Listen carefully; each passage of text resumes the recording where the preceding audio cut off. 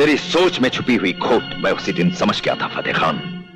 तूने सोचा कि 50 लाख रुपए और 100 एकड़ जमीन के नीचे दबकर शेर खान दफन हो जाएगा, खामोश हो जाएगा, बारात लेकर वापस लौट जाएगा। तूने मेरी जिल्लत देखनी चाहिए थी, जिल्लत। इसीलिए हक मेहर का ढोंग रचाया था तूने। बाप होने के नाते अपनी बेटी के लिए हक मेहर मांगने का हमें हक था। तेरा जो हक था हमने अदा कर दिया। अब जाकर हमारी दी हुई जमीन पर ट्रैक्टर चला, उन नोटों के तकिए बनाकर चैन की नींद सो जा।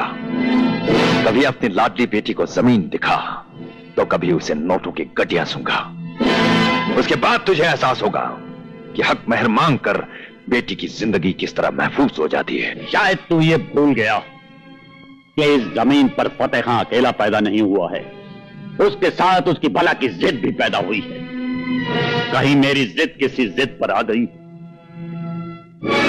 तो अपनी बेटी के रास्ते में पड़े हुए बेशुमार कांटों को तो मैं अपने दामन में समेट लूंगा, लेकिन तेरे रास्ते दहकते हुए अंगारों से भर दूंगा। इतनी बुलंद आवाज में ना बोल फतेह खान, इतनी बुलंद आवाज में ना बोल। आवाज तो तेरी एक दिन मैं नीची करूंगा। शेर की तरह गरजने वाला बिल्ली की जबान बोलेगा।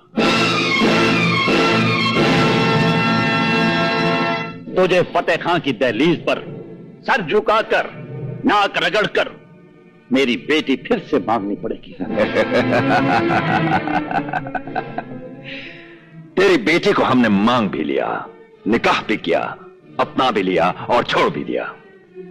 रही बात घर बसाने की फतेह खान, अब घर तो तभी बसेगा जब तू हमारे सामने घुटने टेककर हाथ फैलाकर रहम की भीख मांगेगा। शेर खान, हमारे दिल में छुपे नफरत के अंगारों को और हवा न दे, वरना तू इस आग में जलकर राख हो जाएगा।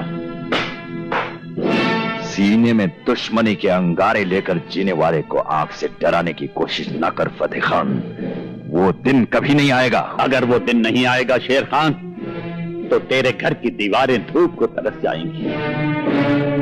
फिर हम सूरज को अपने हाथ में लेकर तेरी हवेली के आंगन में रोशन कर देंगे और तुझे कहेंगे कि देख, आज वो दिन निकल आया।